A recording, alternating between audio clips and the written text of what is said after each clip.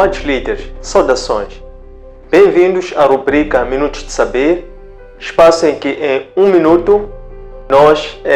partilhamos conhecimento através de uma imersão em reflexões contínuas, em boa nova, em ferramentas, técnicas, conceitos, demonstrações, resultado da nossa prática reiterada, pesquisa e desenvolvimento contínuo para que possa ser de forma a promover um crescimento coletivo para que assim possamos não só engajar a nossa comunidade, mas também possamos amplificar a nossa impactação no desenvolvimento pessoal e profissional dos líderes. Hoje nós vamos entrar na nossa edição número 78 e temos como tema de estudo as habilidades do líder do futuro. Antes de nós darmos atenção a este tema de hoje, vamos recuar uma semana para nos lembrarmos o que nós estudamos na edição anterior, que foi a edição número 77 da rubrica Minutos de Saber, que teve como tema de estudo as 8 características da liderança espiritual. Sobre esse tema, nós definimos como questão de pesquisa a seguinte: qual é a importância de desenvolver o autoconhecimento para poder contribuir de uma forma assertiva, autêntica e com confiança para a gestão de conhecimento nas organizações? Associada a essa questão, nós definimos a seguinte hipótese positiva: as características da liderança espiritual são primordiais para desenvolver a inteligência espiritual. Depois, nós discorremos pelas 8 principais características da liderança espiritual, a saber, ser convertido, obediência, amar a Deus, paixão pelas almas, estudar a Bíblia, vida de oração, testemunho e capacitação contínua. Desta forma, vamos então, agora sim, dar atenção de forma corrente, fluida, àquilo que é o tema de hoje, edição número 78, que vamos estudar sobre as habilidades do líder do futuro. E vamos já estabelecer qual vai ser o método que nós vamos adotar. Método este que vai consistir em primeiro lugar, definirmos uma questão de partida que vai nos despertar a curiosidade sobre o que nós pretendemos responder ao fim desse estudo, o que nós devemos saber para abrir mais um canal, mais uma via de conhecimento, de saber, para podermos resolver os inúmeros problemas com que nos deparamos no dia a dia. Depois de nós entrarmos para essa questão de partida, vamos sim definir uma hipótese positiva que está intrinsecamente ligada a esta questão. Depois da hipótese positiva, vamos então discorrer pelos 5 principais habilidades que o líder do futuro deve ter. São essas habilidades: número 1, o raciocínio conceptual estratégico; número 2, ética; número 3, liderança de equipes heterogêneas; número 4, trabalho em equipes reais; e número 5 e última, a questão da criação de lealdade nas pessoas ou na equipe. Depois dessas 5, nós vamos fazer um estudo paralelo, olhando para as Escrituras Sagradas, encontrando lá a inspiração no apóstolo Paulo, na forma como ele conduziu a liderança das várias comunidades que ele foi desenvolvendo, como a coluna da igreja, que foi o mais versado no ensino, na pregação do Evangelho, e da forma como ele não só fazia a junção, promovia campanhas de coleta de ajudas, e depois também comissionava outros líderes para que esses pudessem levar correspondências de forma a poderem manter as igrejas vivas sob o ponto de vista de cuidado doutrinário e de cuidado que tem a ver com questões de disciplina. Agora sim, vamos então passar para esses que são os aspectos que dizem respeito à aula 2, edição número 108, que vamos estudar sobre as habilidades do líder do futuro. A questão de partida ligada ao tema 2 é a seguinte: quais são as habilidades necessárias para absorver mudanças complexas e adaptá-las para promover resultados? Associada a essa questão de partida, definimos a seguinte hipótese positiva: o líder tem um impacto decisivo sobre o performance da organização, sobretudo estas que trilham o caminho da inovação. Inovação é esta que tem a ver com a necessidade de se antecipar as mudanças, daí a necessidade de se trazer isso como forma de daqui queremos sair com as 5 habilidades que os líderes devem desenvolver para as lideranças dos contextos atuais. Estamos a falar de lideranças do futuro. Então vamos de seguida escolher pelas 5 principais habilidades e número 6 ver a liderança do apóstolo Paulo nesse contexto complexo e dinâmico que era naquela altura. A primeira habilidade é o raciocínio conceptual estratégico. Por raciocínio conceptual estratégico, é a necessidade do líder ter um domínio não só sobre a área específica do negócio, mas também ter uma compreensão sobre as variáveis que compõem a atmosfera ou o contexto da qual a organização faz parte. Esse líder exige-se dele uma atenção multifocada a diversas dimensões. Dimensões internas, como dizíamos, que é a questão do negócio, e também dimensões estruturais do negócio, que tem a ver com compreensão das equipes que ele lidera, conhecendo para cada equipe quais são as habilidades, quais são as motivações, quais são os propósitos, e assegurar que estejam alinhados com o propósito da organização por via da comunicação e da motivação contínua, e a nível externo, a capacidade de poder, através da estratégia do Blue Ocean, desenvolver estratégias disruptivas com vista a antecipar mudanças que vão ocorrer na dinâmica das indústrias, ou na dinâmica, por assim dizer, das organizações, trazendo respostas antecipadas a necessidades futuras que as demandas vão assim exigir. A segunda habilidade do líder do futuro é a ética. Por ética, nós queremos destacar a integridade, a sinceridade e a abertura intelectual. Por integridade, nós nos referimos à necessidade do líder ter uma conduta vertical. Significa que o líder deve falar aquilo que faz, o que pratica, e somente se pronunciar sobre coisas que tenham conhecimento profundo. O líder não deve tatear, mas o líder deve ser regido pela verdade, para que por intermédio dessa mesma verdade, que é o conhecimento, ele possa então ter uma conduta que seja alinhada ao seu pensamento, e o seu posicionamento enquanto comportamental possa ser não só ético, moralístico, mas também possa transmitir confiança com os demais,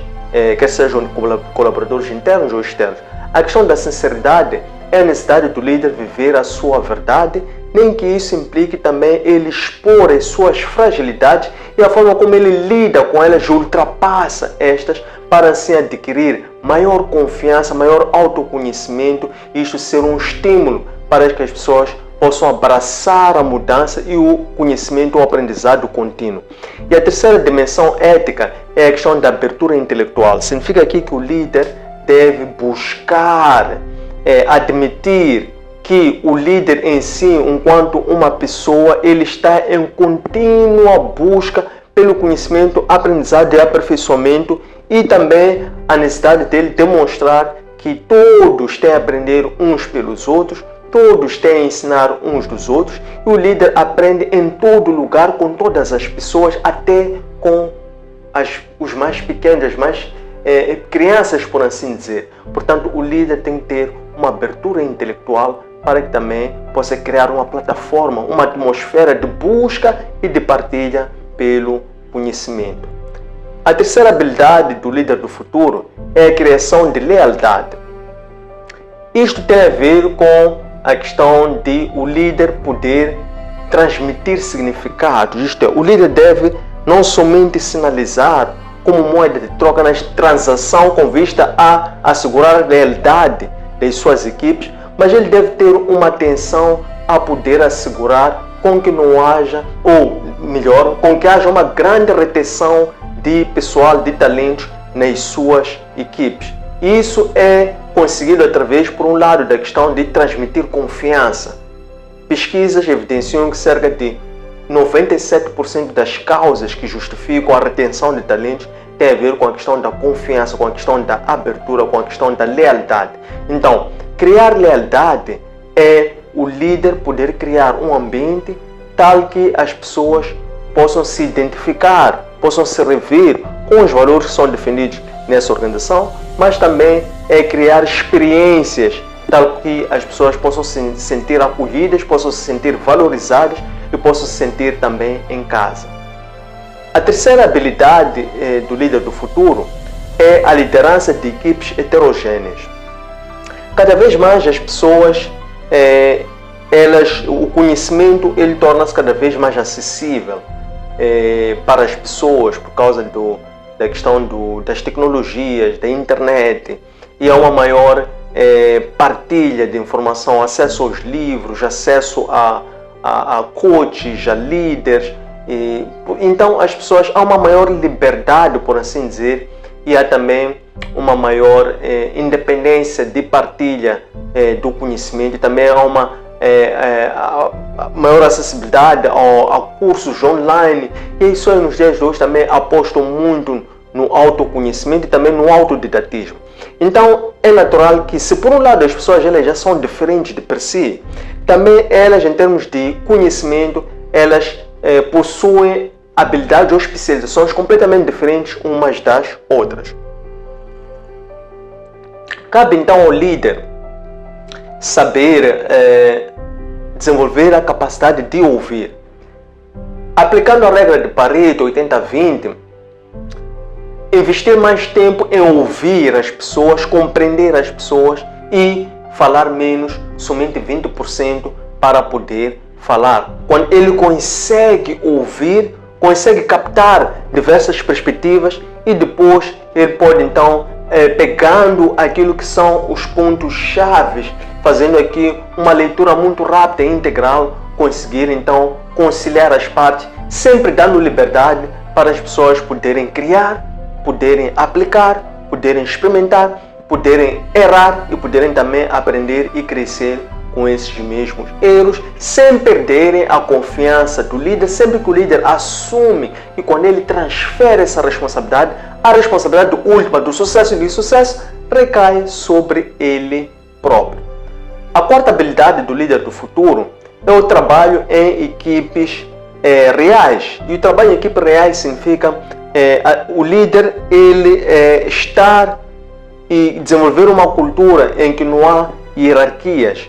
e porque as organizações tendem a tornar-se cada vez mais horizontais, compactas. Consequentemente, o líder tem que ter a liberdade, dar a liberdade às pessoas de circularem de cima para baixo e de baixo para cima, de forma que o líder possa sempre convivendo com os seus liderados, possa ali permitir com que haja uma comunicação que seja mais direta, que seja mais aberta, que seja mais verdadeira, com feedback em termos reais, para que ele possa não só mostrar-se disponível para fazer parte das equipes, mas ele também possa não dizer façam,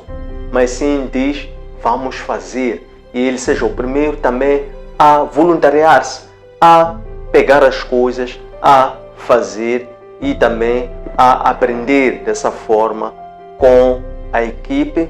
porque mesmo que o líder não saiba, não entenda algo, ele não pode ter bloqueios de perguntar aos seus colegas: como é que se faz isto? Ensine-me a fazer isto. Ele aí também está a aprender.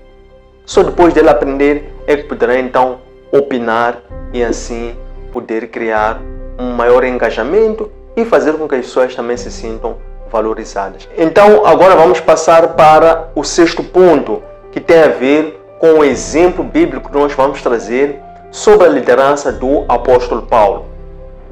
Apóstolo Paulo, ele na sua terceira viagem missionária, ele vai até a Corinto. Estando em Corinto, ele ia fazer coleta de contribuições da comunidade gentílica que lá se encontrava através da cultura da fraternidade.